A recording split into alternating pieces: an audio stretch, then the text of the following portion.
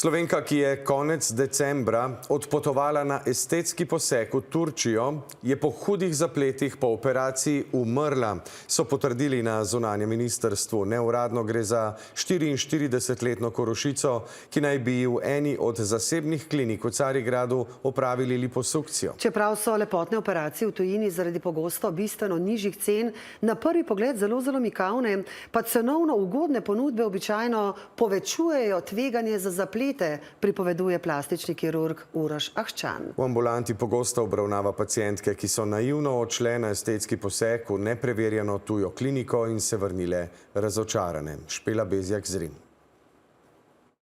Konec decembra je 44-letna Slovenka odpotovala v Turčijo na lepotni poseg. V eni od klinik v Carigradu se je naročila na liposukcijo in po operaciji doživela tako hude zdravstvene zaplete, da je izgubila življenje. Prvo gre za izredno tragičen dogodek, zato izrekam sožalje svojcem. Dejstvo je, da se pri vseh kirurških, pa tudi estetskih kirurških postopkih in operacijah lahko pride do najrazličnejših zapletov. Okoliščin smrti na zunanjem ministrstvu ne razkrivajo. Potrdili so le, da so s primerom seznanjeni. Kot razlaga profesor Ahčan, pogosto še vedno vlada napačno prepričanje, da je liposukcija preprosta operacija, ki na površini pušča le majhen rez. Je pa velika destrukcija tkiva v globini, še zlasti pri večjih liposukcijah, zato se tam pogosto soočamo z zapleti, tudi zapleti s smrtnim izidom.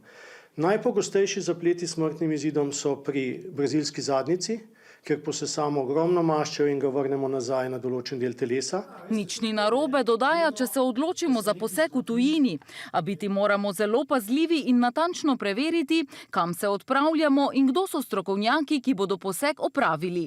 Mikavna nizka cena pa je najpogosteje znak slabše kakovosti. In če se uporabljajo slabi materiali, da sta pri operaciji samo dva neustrezni materiali, ogradni, šivalni, z slabim monitoringom, je jasno poseg poceni. V nasprotnem pa so ti materiali enako dragi tako v Ameriki kot v Sloveniji kot v Turčiji. Ker je Turčija tudi med Slovenci vse bolj priljubljena lepotna destinacija, imajo tudi naši kirurgi vse več izkušenj z nezadovoljnimi pacienti, ki pridejo na korekcijo.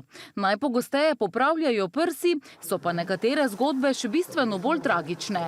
Smo za nekaj bolnic slišali, niso pa prišle na pregled, saj osebno jih nisem videl, da je prišlo celo do odvzema ledvice. In tukaj bi mogoče pozval na nek anonimni telefon ali karkoli, da te ljudje, kljub temu, da so v hudi stiski, razočarani, pohabljeni in vse ostalo, nekako zgolj zaradi drugih ljudi samo jasno povedo svojo izkušnjo. S tem pa opozorijo ljudi, naj bodo previdni pri izbiri strokovnjaka, ki mu bodo nenazadnje zaupali svoje življenje.